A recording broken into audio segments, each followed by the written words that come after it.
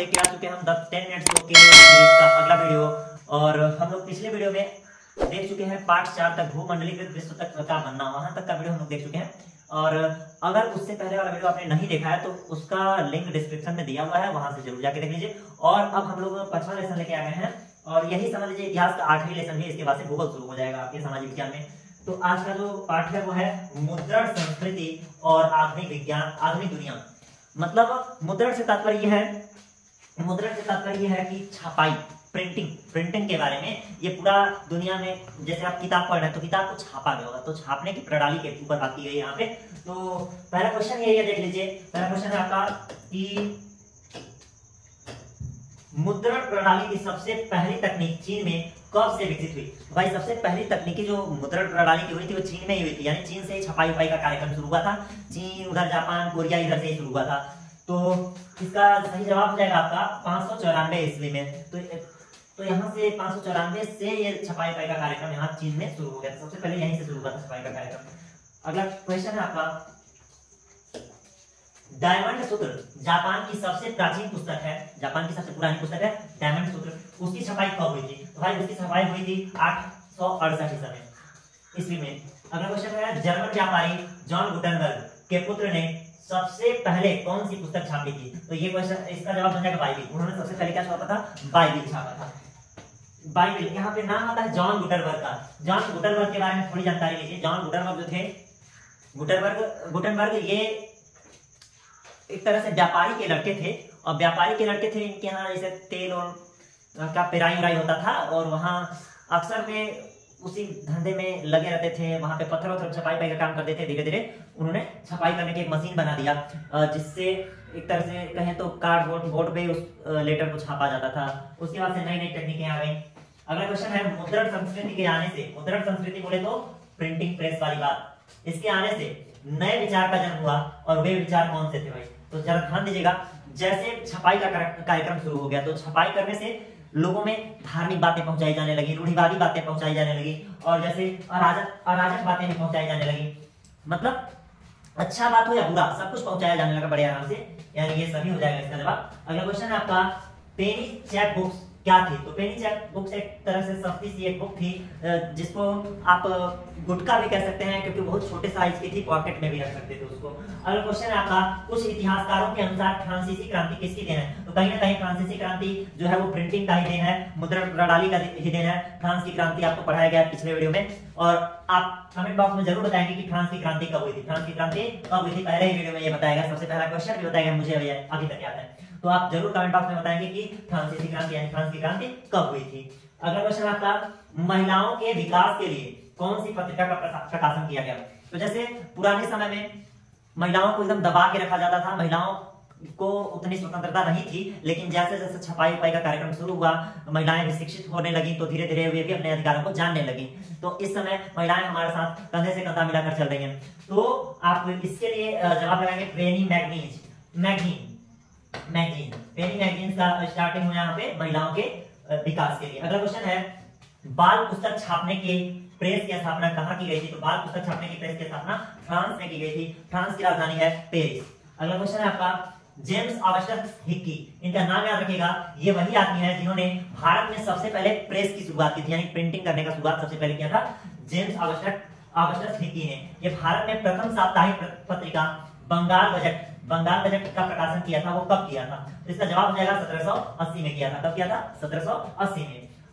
अगला है, अमर जीवन किसकी रचना? भाई अमर जीवन आपको बताना कि ये किसकी रचना है। तो ये है रस सुंदरी देवी की। किसकी है? रस सुंदरी देवी की। अगला क्वेश्चन है आपका, कलकत्ता सर्वोच्च न्यायालय ने कब प्रेस की स्वतंत्रता को नियंत्रित करने पर कानून पास किया था? तो प्रेस की स्वतंत्रता को नियंत्रित करने पर कानून बनाया था 1820 में। मतलब कि प्रेस जो है उसमें आप कुछ भी नहीं छाप सकते, सबके लिए एक तरह से सीमा होता है, तो उस सीमा को निर्धारित किया, नियंत्रण करने का काम किया 1820 में कानून बनाकर।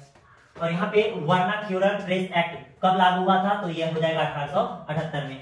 अगला क्वेश्चन है, मुद्रण की सबसे पहली तकनीकी निम्न में से किस देश में विकसित हुई थी? किस देश में विकसित हुई थी? हुई नहीं थी भाई, ये यहाँ पे नहीं लिखा है, यानी क्वेश्चन सही है, किस देश में विकसित नहीं हुई थी। यहाँ पे ध्यान दीजिएगा, ये नहीं कि हुई थी जाके तुरंत हमारे टाइप हम जैसे मिटाने लगे वैसे जाके मारने की यहाँ पे हुई थी यानी चीन हो जाएगा जवाब। ये गलत हो जाएगा भाई। सबसे पहले विकसित नहीं हुई थी अगर है तो आप लगाइएगा भाई इंडोनेशिया में। क्यों? क्योंकि शुरुआती दौर में चीन में हो ही गई थी, जापान में हो गई थी, कोरिया में हो गई थी। यानी इसका सही जवाब जो है अपना बन जाएगा कौन? इंडोनेशिया। इंडोनेशिया ही वो जगह है जहाँ पे सबसे पहले यानी शुरुआती दौर में छपाई का कार्यक्रम नहीं हुआ था। यानी चीन में भी हो रहा था, जापान में भी, कोरिया में भी, वो सब पास ही आस के देश है। चीन, जापान, कोरिया आपस में अगल बगल के ही देश है। अगला क्वेश्चन आपका, काठ की तख्ती वाली छपाई की तकनीकी प्रक्रिया चीन से इटली यात्री के माध्यम से पहुंची। तो चीन से इटली यात्री के माध्यम से पहुंची, यानी चीन से एक यात्री गए थे, उनका नाम था मार्को पोलो। क्या नाम था? Marco Polo. इन्हीं के माध्यम से वहां पे इटली में भी ये पहुंचा था छपाई वाली बात। अगला है वुड ब्लॉक प्रिंटिंग का प्रयोग। वुड ब्लॉक प्रिंटिंग का प्रयोग निम्न में से किसने चित्रण में किया जाता था? तो यहाँ हो जाएगा कपड़ों के प्रिंट करने में, ताश के पत्ते बनाने में, धार्मिक चित्रों में, सब में किया जाता था। अगला क्वेश्चन है आपका, भारत में सबसे पहले किस भाषा में पुस्तकें छपी थी? बहुत इंपॉर्टेंट क्वेश्चन है। भारत में सबसे पहले पुस्तकें जो छपी थी वो कौन सी भाषा में छपी थी? कोंकणी भाषा में। कौन से में? कोंकणी भाषा में। अगला क्वेश्चन है, रामचरितमानस एक पवित्र ग्रंथ है हम हिंदुओं का, तो रामचरितमानस का पहला संस्करण कब और कहां पे प्रकाशित हुआ था? तो ये पहला संस्करण इसका जो प्रकाशित हुआ था वो 1810 में कलकत्ता में प्रकाशित हुआ। कब प्रकाशित हुआ? 1810 में कलकत्ता में। अगला क्वेश्चन है, भारत में प्रिंटिंग प्रेस सबसे पहले इनमें से किसके साथ आई थी? तो प्रिंटिंग प्रेस का को ले आने वाले हमारे यहाँ भारत में सबसे पहले पुर्तगाली सबके साथ आई थी। पुर्तगाली सब ये टेक्निक लेके आए थे भारत में। अगला क्वेश्चन है, कंपोजिटर किसे कहते हैं? कंपोजिटर उन्हें कहते हैं जो छपाई करने में इबारत कंपोज करने वाले आदमी होते थे, उन लोगों को कहा जाता था कंपोजिटर। अगला क्वेश्न है, भारत में प्रेस का जनक किसे? भारत में प्रेस का जनक बताया गया अभी थोड़ी देर पहले, जेम्स ऑगस्टस हिक्की। क्या हो जाएगा? James Augustus Hickey. अगला क्वेश्चन है, 1448 में गुटेनबर्ग ने कौन सी पहली पुस्तक छापी थी? तो हो जाएगा अपना बाइबल। बाइबल छापी थी थोड़ी देर पहले ये बात हुआ है। अगला क्वेश्चन है आपका, 1878 ईस्वी में किस एक्ट के तहत ब्रिटिश सरकार को भाषाई प्रेस में छपी रपट और संपादकीय को सेंसर करने का व्यापक हक मिल गया था? तो वो था वर्नाक्युलर प्रेस एक्ट। अगला क्वेश्चन है, गुलामगिरी। ये भी आपका होमवर्क बन जाएगा भाई। ये इसका जवाब आप बताएंगे क्यों? क्योंकि पिछले ही वीडियो का, पिछले 1-2 वीडियो के पहले का ये क्वेश्चन है, मुझे याद है। आप भी वीडियो अगर देखते होंगे तो जवाब जरूर दीजिएगा। गुलामगिरी पुस्तक के लेखक कौन थे? ये आप कमेंट बॉक्स में जवाब जरूर दीजिएगा। अगला है, प्रोटेस्टेंट धर्म सुधार के लिए कौन सा धर्म सुधारक उत्तरदायी था? तो इसमें से कौन सा धर्म सुधारक ऐसा था जो प्रोटेस्टेंट धर्म के लिए जाना जाता था? Martin Luther. इन्हें मार्टिन लूथर को किंग भी कहते हैं, किंग मार्टिन लूथर। इन्होंने प्रोटेस्टेंट धर्म के सुधार के लिए बहुत सारा काम किया था। अगला है टोक्यो। टोक्यो जो कि वर्तमान में राजधानी है जापान की, जापान की राजधानी है टोक्यो। इसका पुराना नाम क्या था? तो वो था भाई एडो। क्या नाम था इसका? एडो। तो आपका होमवर्क तो आपको मिल ही चुका है, लेकिन फिर भी एक एक्स्ट्रा काम आपको दे रहे हैं। आपको यहाँ पे ये बताना है कि हमारा जो राष्ट्रगान है, राष्ट्रगान राष्ट्रगान राष्ट्रगान बोले तो जनगणमन, जनगणमन लिख दे रहा हूं, जनगणमन।